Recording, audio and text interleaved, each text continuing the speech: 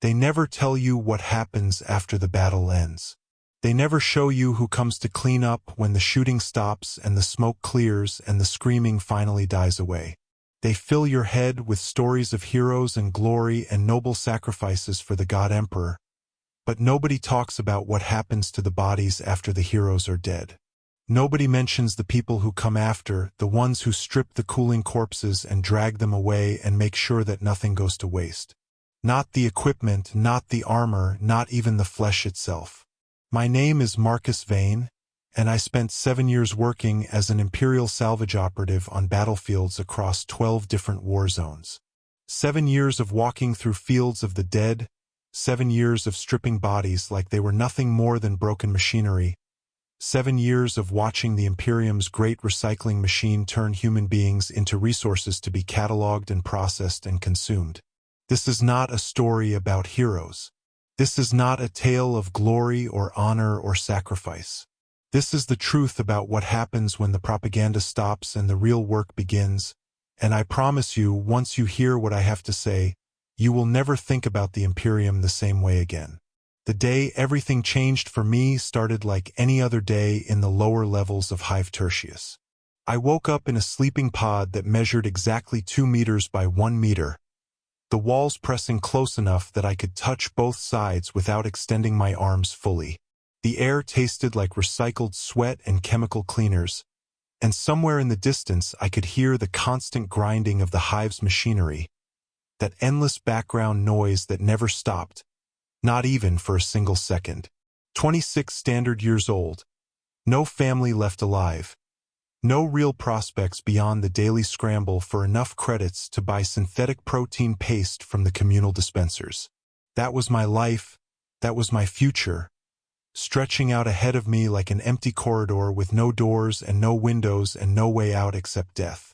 The ration dispenser in our hab block had been broken for 3 days. Not unusual, things broke all the time in the lower hives, but 3 days without food was starting to become a serious problem. My neighbor, an old woman who had worked in the manufactorums for 40 years before her hands gave out, had collapsed that morning. I heard the thud through the thin walls, heard her daughter screaming for help that would never come because Medicae services cost money, and money was something we did not have. I sat there listening to those screams, and I made a decision that would change everything. I decided I was done waiting to die slowly. The storage facility was in Subsector 9, a warehouse complex that held supplies waiting to be shipped off-world to the Imperial Guard regiments fighting across the galaxy. I knew about it because I had worked there briefly, loading crates onto cargo lifters before I was fired for being too slow. The security was minimal, just a few cameras and one bored-looking arbitrator who spent most of his shift reading reports on a data slate. Getting inside was easier than it should have been. The lock on the side entrance had been broken for months and nobody had bothered to fix it because why would they, who would be stupid enough to steal from the Imperium itself? The crates were stacked in rows that stretched up toward the ceiling, each one marked with serial numbers and destination codes, and the Imperial Aquila stamped in red. I found what I was looking for quickly enough, containers marked with the letters CS and numbers that designated them as corp starch rations bound for forward deployment zones. 18 kilograms of gray-brown bars wrapped in wax paper, each one supposedly containing enough nutrition to keep a soldier fighting for a full day. I broke the seal on one crate and grabbed as many bars as I could stuff into my bag, maybe 20 or 30 of them, enough to keep me and my neighbors fed for a week or more, enough to make the risk worth taking. They caught me before I made it to the exit. 2 arbitrators appeared from nowhere, their armor painted black and red, their shock mauls humming with power as they surrounded me. I tried to run, but there was nowhere to go, and within seconds I was face down on the floor with mag cuffs digging into my wrists and a boot pressing into my spine. The arbitrator who searched my bag pulled out the stolen rations one by one, counting them with mechanical precision while reading my rights from a data slate that projected glowing text into the air between us. Marcus Vane, you are charged with theft of Imperial property. specifically 17.4 kilograms of sanctioned corpse starch rations designated for military use. This constitutes a serious offense against the administratum and the God Emperor himself. Previous offenses include unauthorized presence in restricted zones and failure to maintain proper citizen documentation. Under Imperial law, you face summary execution or conscription into penal service. Do you have anything to say in your defense? I was hungry, I said, because what else was there to say? I was hungry and people were dying, and I thought maybe I could help them. Maybe I could do something good for once in my worthless life. The arbitrator looked at me with eyes that showed absolutely nothing. No sympathy, no anger, no emotion at all. Just the blank stare of someone who had seen this exact situation 1,000 times before and would see it 1,000 times more. Hunger is not justification for theft. The Emperor provides for the faithful. You have proven yourself unfaithful. Sentence to be determined by the magistrate within the hour. Move. The processing center was a fortress of black stone that rose from the hive levels like a monument to judgment and punishment. They hauled me inside with a dozen other prisoners, all of us chained together like animals being led to slaughter. The woman next to me was sobbing quietly, her face streaked with tears and dirt. The man on my other side stared straight ahead with eyes that had already given up on everything. We shuffled through corridors lit by harsh white lights until we reached a holding chamber where an arbitrator with augmetic implants sorted us by crime type. Murderers one direction, heretics another, thieves and debtors to the third. I ended up in a line with maybe 30 others, all of us waiting for judgment that we knew would not be merciful. When my turn came, the magistrate barely looked up from his data slate before pronouncing sentence.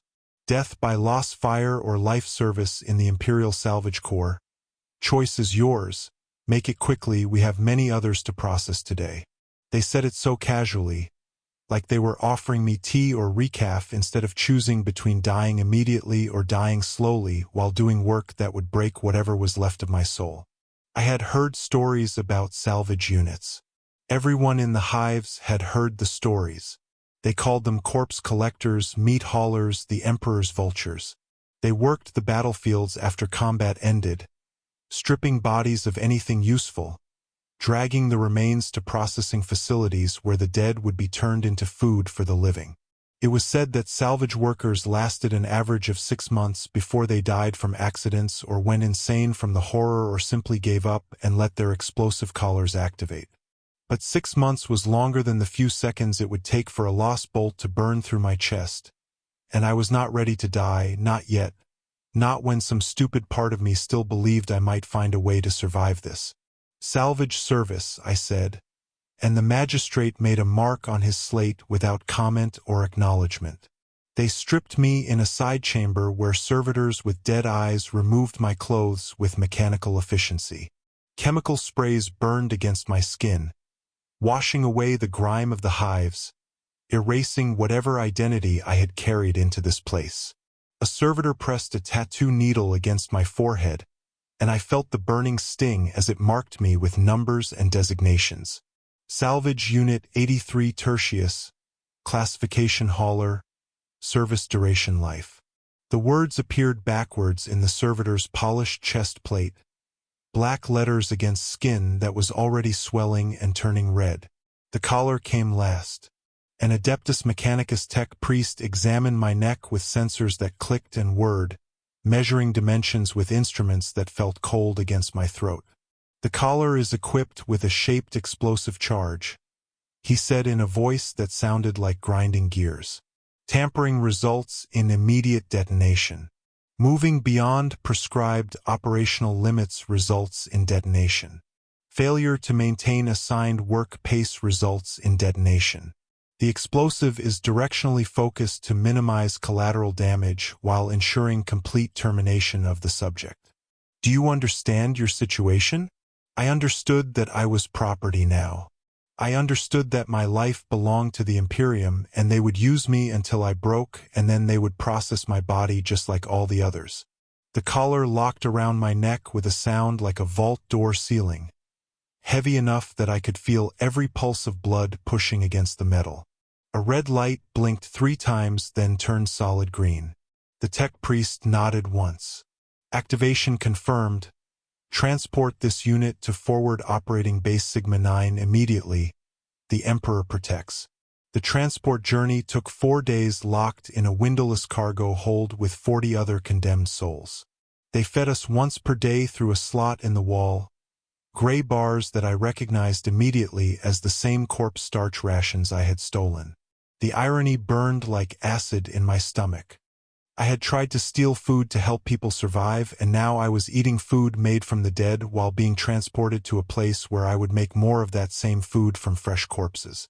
The Imperium's circular logic was perfect in its cruelty, perfect in its efficiency, perfect in its complete disregard for anything resembling human dignity or compassion. When the transport doors finally opened, the smell hit me first. Burning promethium mixed with something sweet and rotten, a combination that made my stomach heave even though I had not eaten anything substantial in days. We stepped out onto a landing platform carved from bare rock, the surface scarred with weapons impacts and stained with substances I tried not to identify. The sky above was the color of old blood, thick with smoke that rose from ruins stretching to the horizon. This was a war zone, an active battlefield where people were dying right now while we stood there breathing air that tasted like death itself. A man was waiting for us beside a cluster of prefabricated buildings.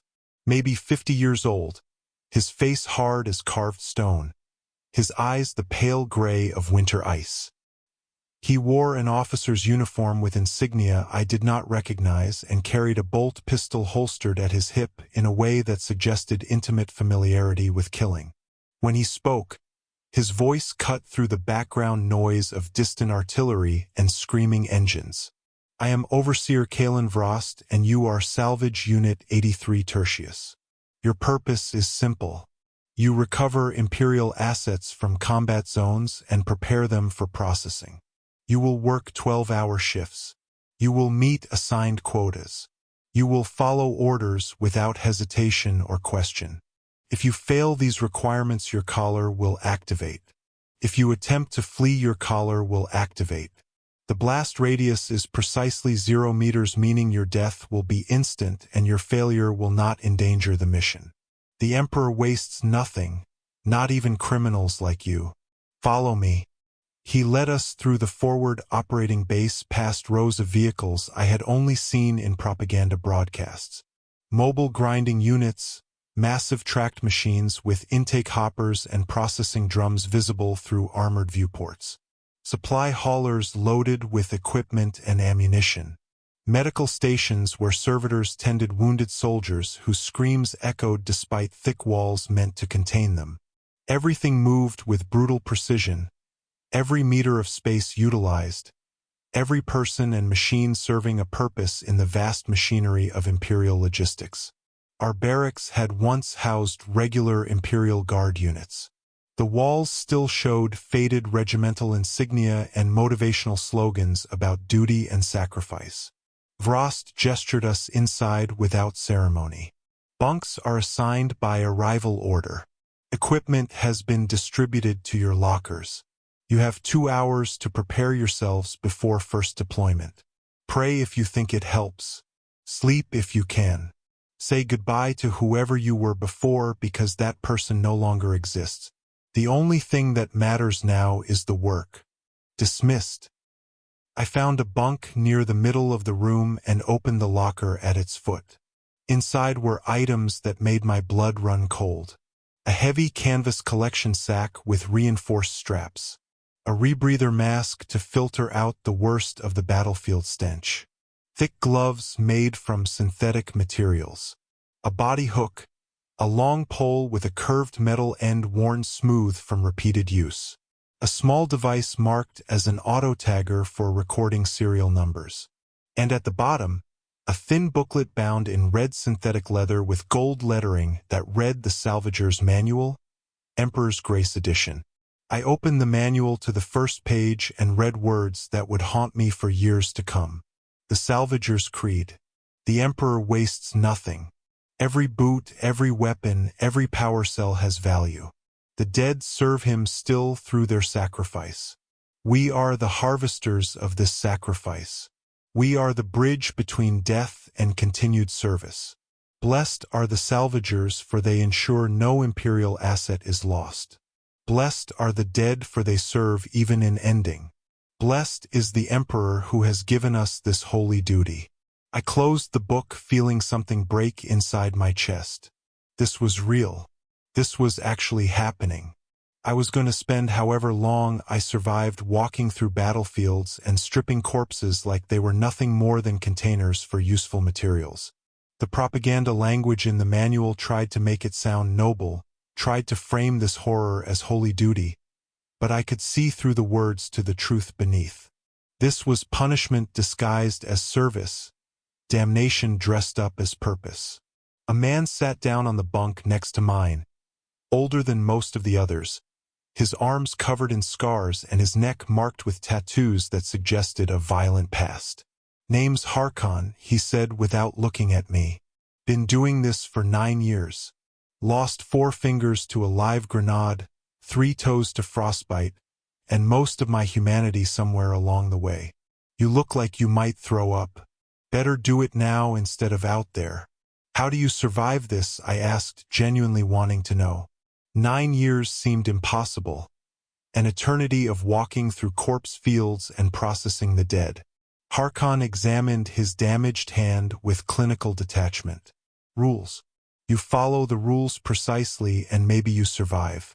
First rule, never look at faces ever. You start seeing faces, you start seeing people, and seeing people will drive you insane trying to remember every single one. Second rule, Imperial dead always get processed first before touching any Xenos corpses. Vrost will execute you himself if you violate that priority. Third rule, boots before weapons, weapons before armor. The quartermaster changes requirements, but boots always come first because soldiers cannot fight without functional footwear. Fourth rule, if a body is still warm, meaning death occurred recently, and there might be brain activity, you call the field medic immediately and let him decide whether they get mercy or treatment. Fifth rule, enemy dead go into separate processing units. Cannot contaminate Imperial corpse starch with Xenos biological matter. Nobody knows what diseases they might carry. "What happens if we fail to meet quotas?" I asked quietly. Harkin's expression did not change at all. The collar explosive is shaped to direct force inward and downward. Implodes your skull so violently that brain matter comes out through your nose and eye sockets. Kills instantly with minimal mess for other workers to clean up. Very efficient design. Seen it happen maybe 40 times in 9 years. Always somebody who could not handle the psychological weight. Always somebody who thought they could run or hide or just stop working. The collars track our vital signs and location constantly. If you stop moving for more than 10 minutes outside designated rest areas, collar activates. If you move beyond 200 meters from collection zone boundaries, collar activates. If your heart rate indicates severe panic or psychological break, collar activates. The system maximizes efficiency while minimizing waste. We are tools, vain, and tools do not get to quit working until they break completely. The 2 hours passed in a blur of growing dread. I tried to rest, but my mind would not stop racing through scenarios that all ended with me dying in horrible ways. Around me, other salvagers prepared themselves differently. Some prayed desperately to the Emperor. Others sat in numb silence. A woman near the door vomited twice, then cleaned herself and sat back down with frightening composure, like she had already accepted whatever was coming.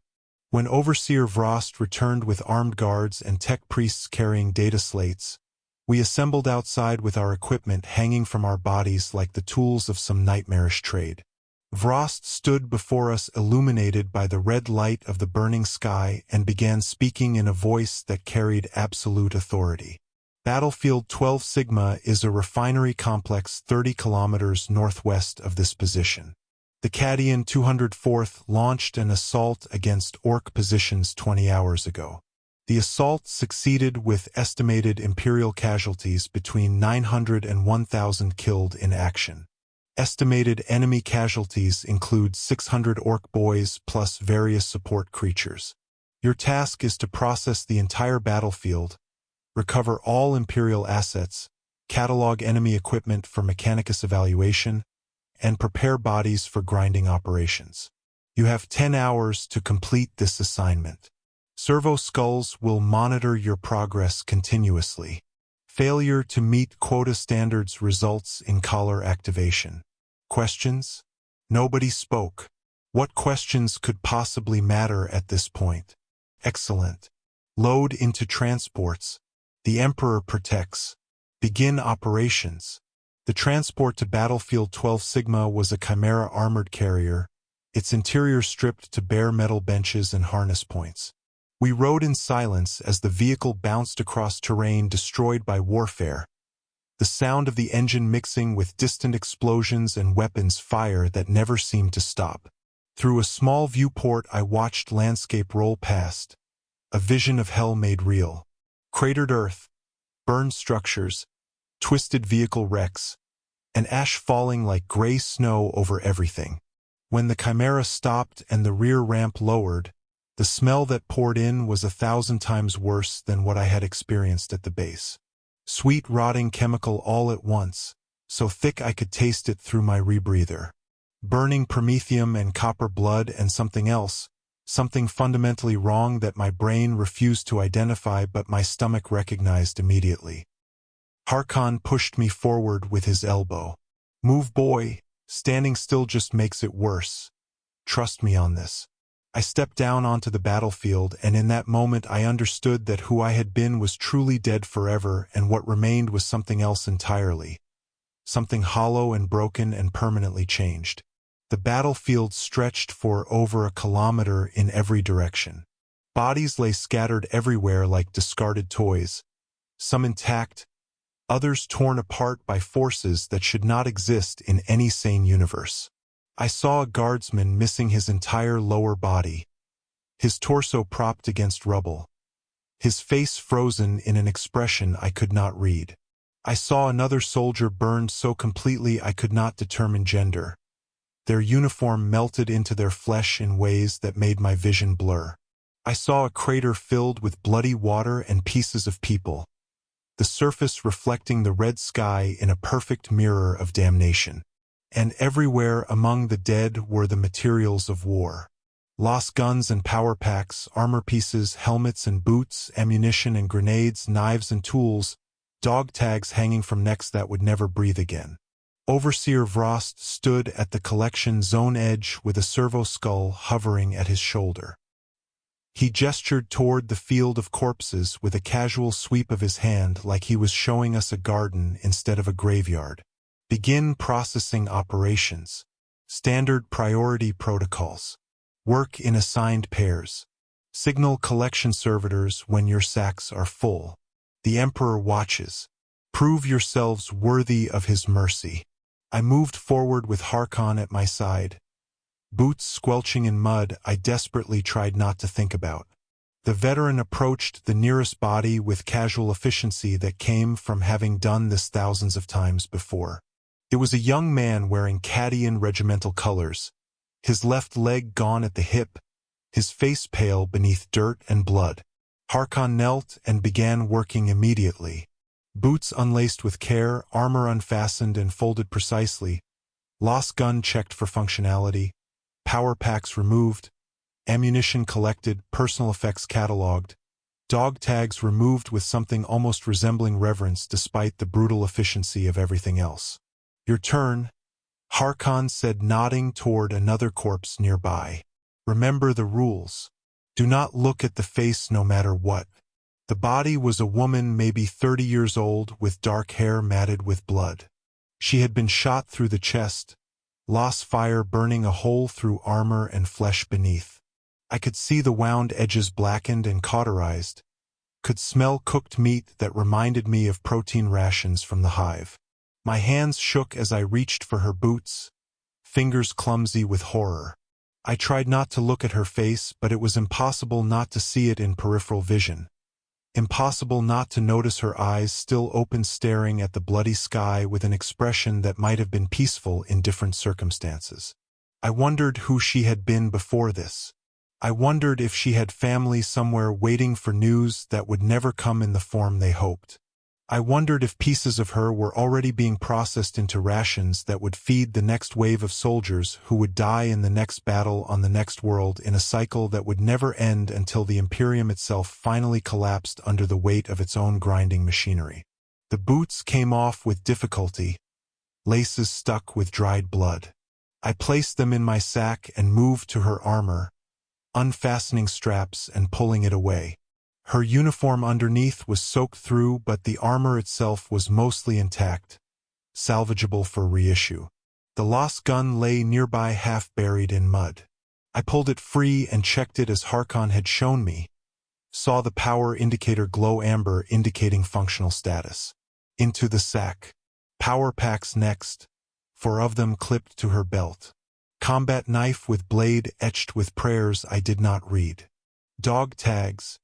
2 pieces of stamped metal that clinked together as I lifted them over her head. I read the tags despite knowing it would make everything harder. Trooper Elena Sarin, Cadian 204th Regiment. Blood type AB positive, next of kin parents. I put the tags in my sack and tried desperately not to think about her parents receiving notification of her death. Tried not to imagine them eating rations that might contain pieces of the daughter they had raised. The work continued, one body after another, each one stripped of utility, each one reduced to components in a process that felt like desecration, even though I knew it was necessary for the Imperium to function. Harkon worked beside me, offering corrections when I made mistakes. Do not fold the armor like that, it damages the integrity. Check inside helmets for personal effects before bagging them. That power pack is leaking, set it aside for hazmat disposal or it might explode during compression. Around us, other salvagers worked with varying competence and horror. Some moved quickly with blank faces. Others moved slowly, stopping to vomit or weep or just freeze until Vrost or his assistants shouted them back into motion. Servo skulls floated overhead, tracking every movement. Data slates logging each item collected, each body processed, each decision made. The mechanical humming mixed with distant artillery and closer sounds of our work. The squelch of mud, the rattle of equipment being stuffed into sacks, occasional sobs or muttered prayers that meant nothing out here in this place where the Emperor clearly was not watching or did not care. I had been working maybe 4 hours when I found my first still warm body. A young man even younger than me with the pale skin of someone born in hive darkness. He had been shot in the stomach, lost fire opening his abdomen in ways that made me look away immediately. But he was breathing, shallow gasps bubbling with blood, and his eyes tracked my movement as I approached. He tried to speak, lips forming words that would not come. His hand reaching toward me with surprising strength. I stepped back, unsure what to do. The protocols I had memorized seemed inadequate for the reality of watching someone die while conscious. Harkon, I called out, voice cracking. Still warm here. What do I do? The veteran looked up and shook his head slowly. Nothing you can do. Call the field medic. Vrost will decide his fate. Then Harkon went back to his work, like watching men die was no more remarkable than sorting their equipment afterward. I fumbled with the Vox bead clipped to my collar. Overseer Vrost, this is Salvager Vane, still warm at coordinates marker 93, requesting medical assessment. The response came immediately through crackling static. Hold position. Field medic inbound. Do not engage. Do not attempt aid. Wait. The field medic arrived within minutes, and I understood immediately why others spoke of him with something approaching fear. He wore Death Corps colors, the distinctive greatcoat and skull-faced gas mask that transformed him into a figure straight from nightmares. His mask was not a standard rebreather but a horrifying skull visage with eye lenses glowing pale green. His breathing audible through the Vox grill as a steady mechanical rasp that made my skin crawl. He carried medical equipment that clinked with instruments and chemical bottles, and at his side hung a bolt pistol that looked extremely well maintained. He knelt beside the dying guardsman and examined him with clinical movements, checking pupils and pulse and wound severity. The wounded man tried speaking again, voice barely a whisper. "Please, please, I cannot feel anything. Is it bad? Can you help me?" The medic did not answer immediately. He pulled a medical scanner from his pack, some kind of device that hummed as he passed it over the abdominal wound. The device beeped 3 times, then displayed information on a small screen I could not read. The medic studied the readout, then placed the scanner back with the same precise care he had used to retrieve it. Multiple organ perforation, severe blood loss, intestinal rupture with contamination, estimated time to death 8 to 12 minutes, pain levels extreme, medical intervention not recommended due to resource inefficiency, recommendation Emperor's peace immediate. His voice was completely flat, emotionless, like reading equipment specifications instead of condemning someone to death. The wounded guardsman's eyes went wide with understanding and terror. "Please," he whispered again, this time looking directly at me. "Please do not let me die like this. I do not want to." The medic drew his bolt pistol smoothly and placed the barrel against the guardsman's temple. The shot that followed was deafening. A thunder crack that left my ears ringing and spots dancing in my vision. Where the young man's head had been, there was now just a crater of blood and bone and brain matter, the body twitching in final death spasms before going completely still. The medic holstered his weapon and produced a data slate, making notations with practiced efficiency. Casualty 819, identity confirmed via dog tags, cause of death battlefield injury terminal, mercy granted per standard protocol. Blessed be the recycling, body designated grade A for officer rations. He stood and turned to me, his skull mask somehow even more disturbing now. "This is mercy, Salvager. Remember that. The alternative is suffering without purpose. The Emperor wastes nothing, not even pain. Continue your work." Then he was gone, moving to the next, still warm, the next soldier who would receive judgment and termination with the same clinical precision. I stood there maybe a full minute, hands shaking so badly I dropped my body hook twice. The dead guardsman's blood spread in a pool, mixing with mud to create a substance that looked exactly like the gray paste of corpse starch rations, and I found myself thinking about cycles and processes and how the Imperium's meat grinder consumed everything and everyone without exception or mercy. I vomited into my rebreather, acidic bile filling the space between mouth and fabric. I tore the mask off to retch onto the ground, body heaving with convulsions from somewhere deeper than my stomach. Vrost's voice crackled through my vox bead instantly. "Salvager Vane, compose yourself immediately.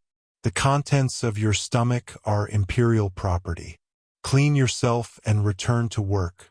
We waste nothing, not even your breakfast." I wanted to scream at him that I was a person, that the dead around us had been people, that this was fundamentally wrong in ways I could not articulate. But the collar around my neck was constant weight, constant reminder of what would happen if I refused. So I cleaned myself and put the mask back on and returned to the body of the young man whose final moments I had witnessed. I stripped him with hands that would not stop shaking. His boots were still warm. His armor had holes, but other pieces were salvageable. His lost gun had scratches in the stock, probably made by him to mark it as his own. His dog tags read Private Kale Torin, age 16. This boy had been younger than me. This boy had died before truly living, cut down serving an emperor he probably never questioned. His body destined for grinders, where he would be transformed into food for other boys who would die in other battles, in an endless cycle that consumed us all eventually. The day ground on, the red sun moving across the smoke-choked sky as we processed bodies until they stopped being bodies and became just objects, just collections of equipment and biological material. Each one stripped and catalogued and dragged to collection points where servitors waited with mechanical patience. The servitors were disturbing in their own way, Humanoid machines with dead eyes and mechanical limbs moving with precision but no grace, picking up corpses like loading cargo. Some servitors had been soldiers once, I realized, seeing remains of Imperial Guard uniforms incorporated into their mechanical frameworks, seeing tattoos and scars on what little flesh remained. The Imperium recycled everything, even its workers, even its salvagers, even us eventually. Around midday we moved to processing enemy casualties. The orc bodies were different in death, more massive, their flesh tougher, their crude armor scattered everywhere. They had been killed primarily by concentrated lost fire and explosives, their weapons lying cold and inert waiting for Mechanicus collection. Vrost stood nearby ensuring protocol compliance. Enemy equipment goes into separate containers marked with Xenos designations. Do not mix Imperial and alien technology. The Mechanicus will study these weapons to understand their function and develop countermeasures. Enemy bodies go to Xenos grinders. Under absolutely no circumstances are human and alien remains to be processed together. The contamination would be completely unacceptable. I found myself working next to a salvager I had not spoken with before, a woman maybe 35 with the hard look of someone who had survived too much. She was stripping an orc with efficient movements, face showing no emotion even when revealing the massive wounds that had killed it. First time with Xenos, she asked without looking up. First time with any of this, I admitted. She nodded, working a weapon component loose. Gets easier or you go insane, one or the other. Been doing salvage for 7 years. Started as a debtor, could not pay administrative tithes. Got offered this instead of execution. Thought I would die first week. But here I am, still breathing, still collecting, still serving. Want to know the secret? She finally looked at me with eyes like dirty ice. You stop thinking of them as people or creatures or anything with meaning. You stop thinking entirely. You just move, you just work, you just do what needs doing until your collar activates or enemy fire kills you or you become too broken to be useful. That is the secret. No thinking, no feeling, just working, just surviving, one more day, then another until you cannot anymore. Her words echoed in my mind as we continued processing. The orc bodies went into separate piles, equipment carefully marked for tech priest retrieval. Some of the alien technology was fascinating despite myself, crude but effective, brutal designs that worked through sheer mechanical violence. The Mechanicus would study it all, searching for insights they could steal and adapt and incorporate into Imperial weapons. The Imperium might hate Xenos, but it was not wasteful. If alien technology could kill more aliens, it would be used, reforged and sanctified and turned against its creators in almost poetic circular logic. By late afternoon, we encountered orc corpses that were disturbing in new ways. Orcs did not die easily.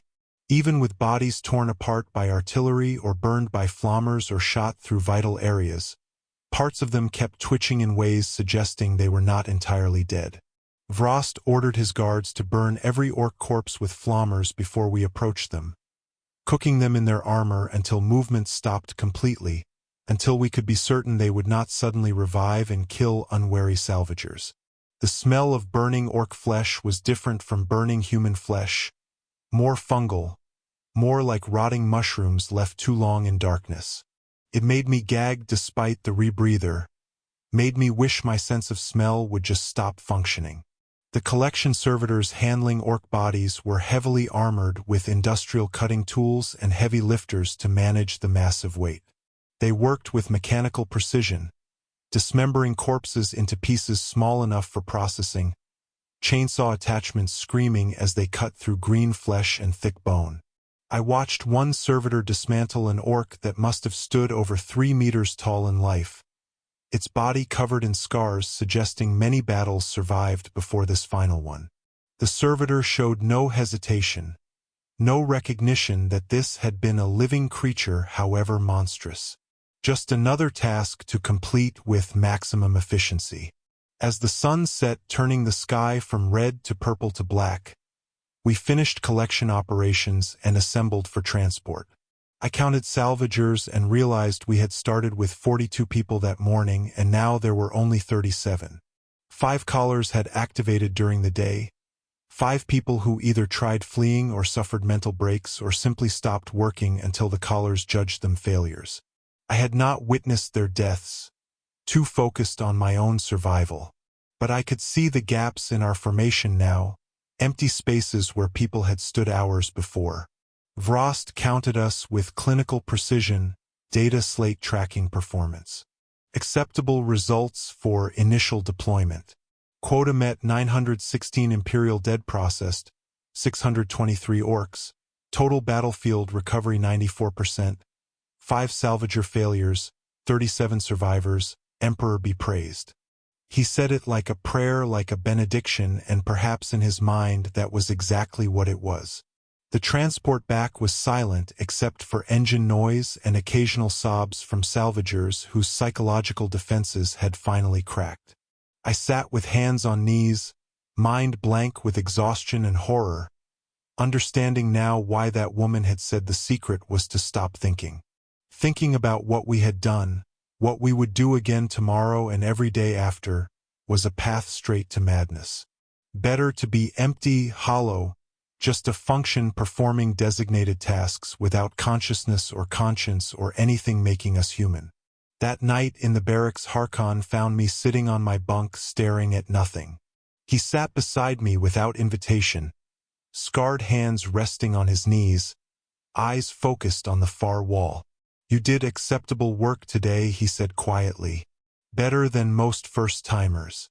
Saw you handle that still warm with the medic. That is always hardest. First time watching someone receive the piece. Gets easier though. Everything gets easier or you go mad or your collar activates. Those are the 3 outcomes."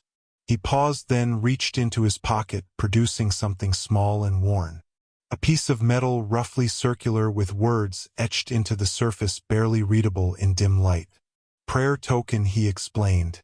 "Standard issue for salvagers lasting more than 1 year. Says Emperor preserve us, Emperor receive them, Emperor waste nothing. 3 lines, 3 truths. We preserve ourselves through work. The Emperor receives the dead. Nothing goes to waste, not 1 gram of flesh or metal or fabric."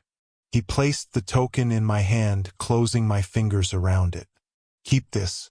Remember it when things become unbearable. Remember we serve him by doing this terrible necessary work. That is the only way through. The only way to survive." I looked at the token, feeling its weight, and I wanted desperately to throw it away, to reject the prayer and everything it represented. But I did not. I closed my hand around it, feeling edges press into skin, and I thought about that young soldier whose head had exploded. I thought about how his body was in grinders by now, being processed into rations feeding other soldiers. I thought about the endless cycle of death and consumption powering the Imperium's war machine forward forever.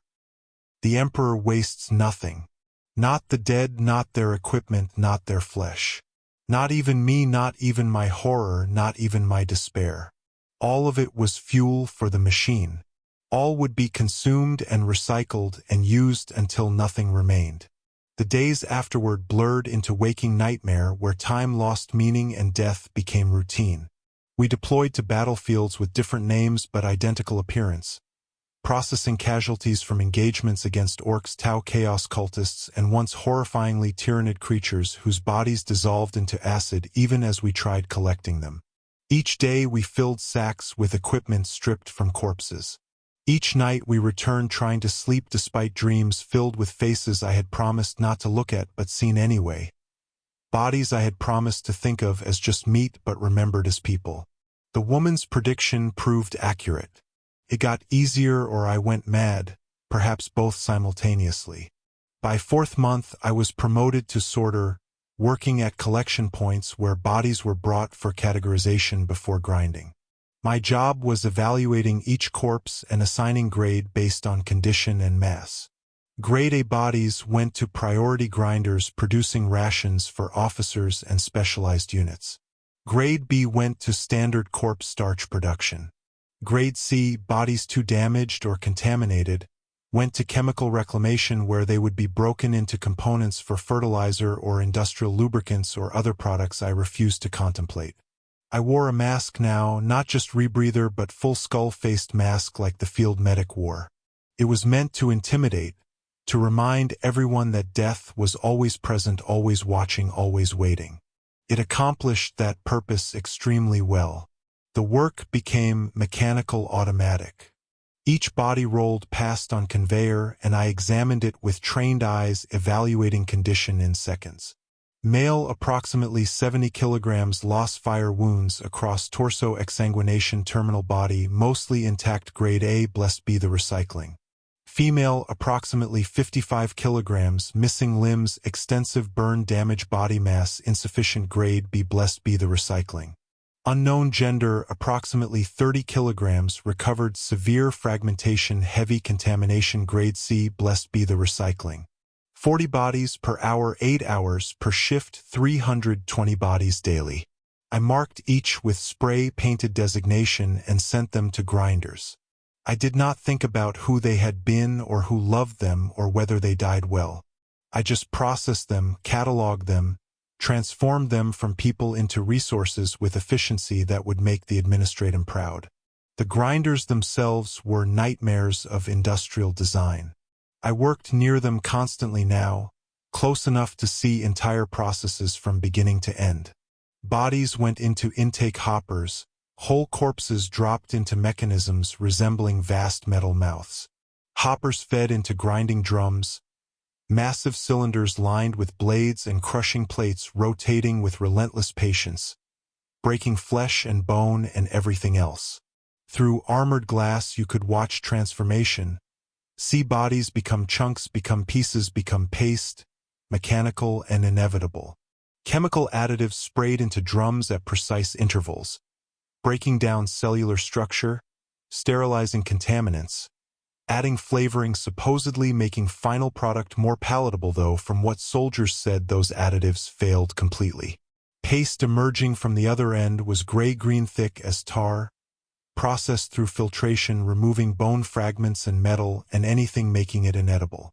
Paste flowed into storage tanks marked with production codes and nutritional data, waiting for shipping containers, sending it wherever the administratum needed corpse starch delivered. Some went to forward bases where soldiers needed emergency rations. Some went to hive worlds where population exceeded conventional food production capacity. Some went to naval vessels where storage space was premium and every kilogram had to provide maximum nutrition.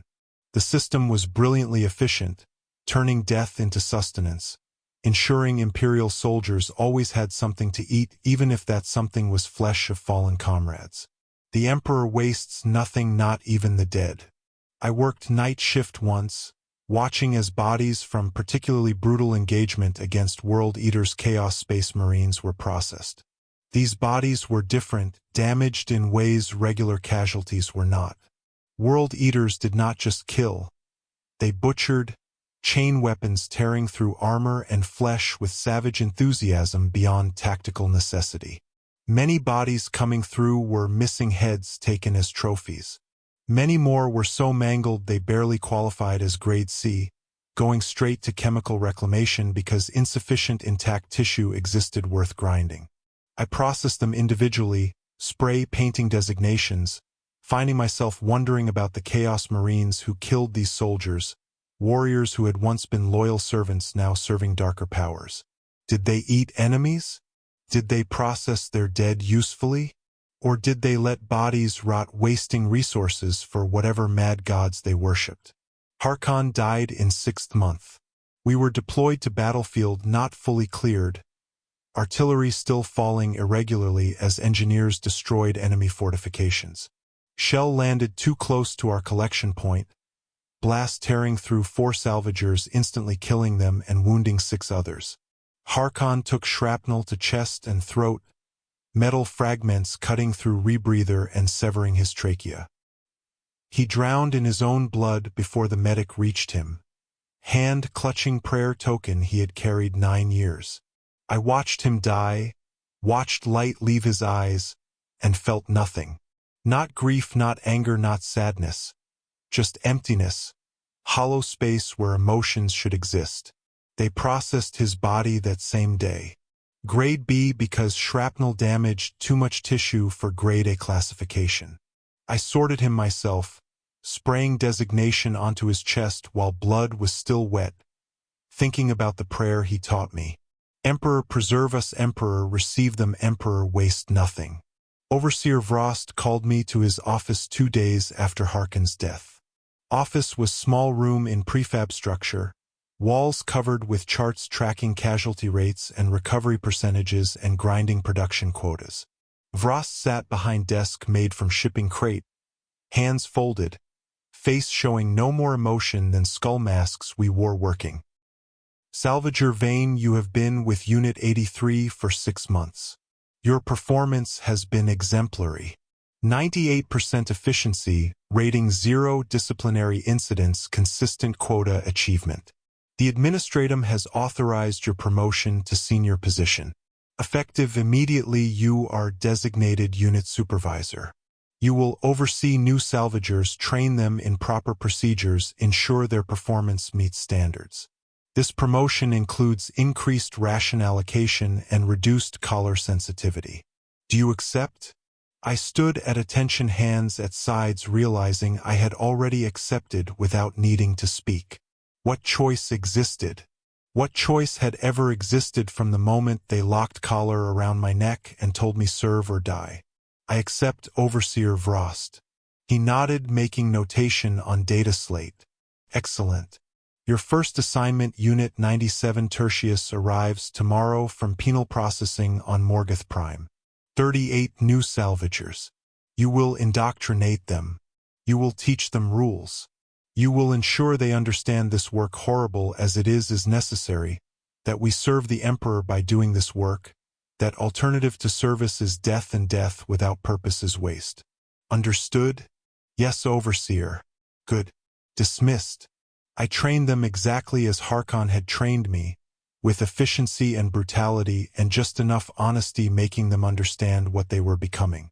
I taught the rules. Never look at faces. Imperial dead first always. Boots before weapons. Call field medic for still warms. Enemy dead to separate grinders. I taught them how to strip a body in under 3 minutes, how to evaluate equipment condition, how to identify which pieces were salvageable and which too damaged. I taught them how to shut off the part of their mind screaming at them to stop, to run, to refuse this monstrous duty. I taught them how to survive. Some listened, some died. That was the pattern, the rhythm of salvage work.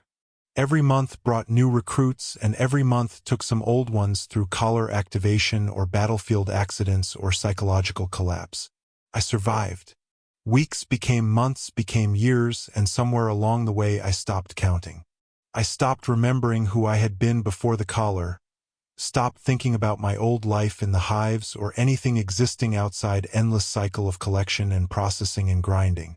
I became what they needed me to be, a function, a tool, a component in vast Imperial logistics machinery. It was in 3rd year, perhaps 4th, I cannot recall precisely, that we deployed to battlefield unlike any before. Engagement had been between Imperial forces and Nurgle cultists, followers of Plague God using disease as weapons. Bodies we collected were contaminated, infected with plagues killing us from mere touch, and we worked in sealed biohazard suits, making every movement difficult and breathing conscious effort. Smell coming through suit filtration was beyond description, beyond anything experienced before. Smell of rot and decay and corruption taken to extremes that should not exist. Flesh dissolving even as we tried collecting it. Bones going soft with plague mutations. Faces twisted into agony expressions suggesting deaths were anything but quick or clean. The cultists had arranged bodies in patterns, symbols I recognized from ecclesiarchy warnings about chaos corruption. Bodies formed 8-pointed star, each point made from dozens of corpses positioned with ritual care. Arrangement was desecration, final insult beyond simple death. These soldiers had been turned into offerings to dark gods. Bodies used in ceremonies I could only guess at and refused to understand. For salvagers in my unit went mad just seeing the pattern, tearing at collars and screaming hymns to Emperor until Vrost activated their collars, remotely putting them out of misery. We burned cultists dead where they lay, used flammers reducing them to ash before attempting collection. Bodies of Imperial dead had to be collected anyway, contaminated or not, because Imperium needed resources and because leaving them for enemy was unacceptable. We worked through night dragging bodies from blasphemous symbols, loading them into special containment units processed separately from regular casualties. Grinders handling contaminated bodies were equipped with incinerators burning at temperatures destroying any disease, any plague, any corruption. Resulting ash would be used for fertilizer on agri-worlds, minerals reclaimed. Nothing wasted even when everything was contaminated. As I dragged body from one symbol point, my biosuit tore on jagged metal and I felt something wet and warm touch bare skin beneath. I froze, understanding immediately what this meant. Exposure, contamination, infection. Should have reported it, should have called medical, but I knew what would happen. Medic would examine me, determine treatment was inefficient, give me Emperor's peace with same clinical detachment shown everyone. I thought about that maybe 10 seconds. Thought about ending existence with bolt round through skull. Then decided I would rather take chances with disease than accept termination. I sealed tear with repair gel from emergency kit and continued working, saying nothing, hoping whatever plague touched me was weak enough my body could fight it or chemical prophylactics we took would protect me. I did not die. Contamination, whatever it was, either did not take or was destroyed by antitoxins in my system.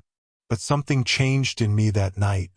Some final barrier between who I had been and what I had become. I realized I had chosen to continue living even knowing continuing to live meant continuing this work, continuing to process dead, continuing to serve Emperor by turning corpses into resources.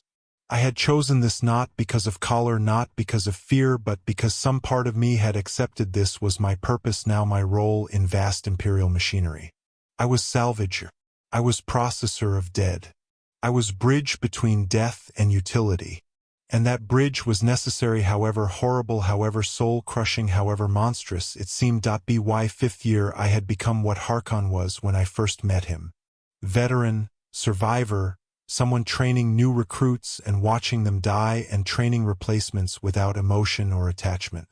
I led Unit 83 with same brutal efficiency Vrost led us, ensuring quotas were met, ensuring no Imperial asset was wasted, ensuring work continued regardless of horrors encountered. I wore skull mask without irony now, understanding it was not just symbol but truth. We were death's servants, death's harvesters, death's recyclers. We collected what remained after battles ended and ensured even in death Emperor's subjects continued serving. Battlefield we deployed to on what would be my 7th anniversary was victory against massive orc invasion. Engagement costing thousands of Imperial lives but breaking Xeno's offensive. Bodies stretched every direction. Imperial and orc mixed in piles suggesting fighting had been hand-to-hand at the end. Bayonets and blades against crude orc weapons. Humans versus greenskins in combat coming down to who killed faster and more brutally. I led my team across battlefield directing them to collection points, supervising work with practiced ease from years' experience. This was my duty. This was my purpose. This was what I had become. I found Commissar among dead, uniform immaculate despite loss fire wound killing him. He had been shot through chest, wound clean and precise, probably by orc with actual marksmanship skill. His face was peaceful, eyes closed, expression suggesting quick death without suffering. I knelt beside him beginning familiar collection ritual. Boots still polished, uniform expensive fabric worth recycling, bolt pistol beautiful weapon with engravings along barrel prayers in high Gothic speaking of judgment and sacrifice, medals on chest commendations for valor catalogued and stored perhaps awarded to someone else someday. dog tags marking him as Commissar Davinkright attached to Cadian 112th, born on Cadia before the fall, veteran of 15 major campaigns. A life spent serving Emperor. Death coming in battle against enemies. Honorable, necessary, final. As I removed dog tags, the Commissar opened his eyes. I jerked back, startled beyond words, training momentarily forgotten in shock of seeing corpse that was not corpse. Dead man somehow still alive. Commissar's eyes focused with difficulty. Pupils dilated with shock and pain. Lips moving, attempting speech. Blood bubbled from mouth, dark and thick, suggesting internal injuries I could not see but easily imagined. He was still warm, but I had not called medic because I was certain he was dead, because wounds looked terminal, because body felt cold. But here he was breathing in shallow gasps, hand reaching toward me with desperate weakness. Emperor's peace, he whispered, words barely audible. Please, the pain is... He did not finish. I should have called medic. That was protocol, the rule we all followed. Still warms went to medic for assessment and decision. But something in his face, something in his eyes stopped me. This was Commissar, officer who spent life maintaining discipline and order, enforcing Emperor's will through summary execution when necessary. Man who probably killed dozens of soldiers under his command for cowardice or heresy or simple failure, who served brutal Imperial logic without question or mercy. Now he was asking for same thing he had given others. Quick death, release from suffering, Emperor's peace granted with precision and without ceremony. I drew my Lost Pistol standard issue for senior salvagers and placed barrel against his temple the way I had seen medic do hundreds of times. Commissar's eyes met mine and I saw gratitude there. Relief that suffering would end soon, that he would be granted dignity of quick death rather than bleeding out slowly on battlefield where nobody would remember his sacrifice. Thank you, Salvager, he whispered. Serve him well. Then I pulled trigger and his head jerked once and he was gone. Truly gone, his eyes going empty, body going limp with finality of death. I stripped his body with same efficiency used on thousands of others. Boots, uniform, weapons, medals, dog tags, personal effects including small leather prayer manual pages worn from repeated use, passages marked with notes suggesting frequent reading and deep contemplation. All went into collection sack. All would be sorted and catalogued and redistributed or recycled however administratum deemed most efficient. His body went to collection point where it would be marked grade A for officer rations. Flesh and bones ground into paste, feeding soldiers dying in other battles on other worlds. Emperor wastes nothing. Not even commissars. Not even me. That night I ate my ration of corpse starch for evening meal. Came in tin marked with production codes I had learned reading years before, numbers telling me where contents were sourced and when processed and what grade raw material was used. I ate slowly, methodically, taste familiar now, no longer revolting, just part of existence. I knew what it was. I knew where it came from. I knew pieces of men and women I had processed might be in this tin. That commissar, whose life I had ended, might already be part of supply chain, his flesh mixed with hundreds of others transformed into sustenance for living. I knew all this and I did not care. I had stopped caring years before. Dead feed living. Living become dead. Cycle is eternal. War continues. Dead accumulate. Salvagers collect them. Grinders process them. Rations feed new soldiers who will die and be processed in their turn. This is Imperium's truth. Dark reality beneath propaganda and prayers and grand speeches about duty and sacrifice. We are all resources to be used. All fuel for machine. All destined to be ground down and recycled and consumed until nothing remains. Some die quickly, shot down in glorious charges against Emperor's enemies. Some die slowly, worn away by labor and malnutrition and gradual collapse of hope. And some like me die by inches while still walking, souls eroded by terrible work we do until we become empty things, mechanical and efficient and inhuman. For Emperor waste nothing, remember nothing, feel nothing. Emperors will be done. This is my life. This is my duty. This is what I have become. I am Marcus Vane, and I process dead so living may continue their war. I am Salvager, bridge between death and utility, component in vast grinding machine of Imperium.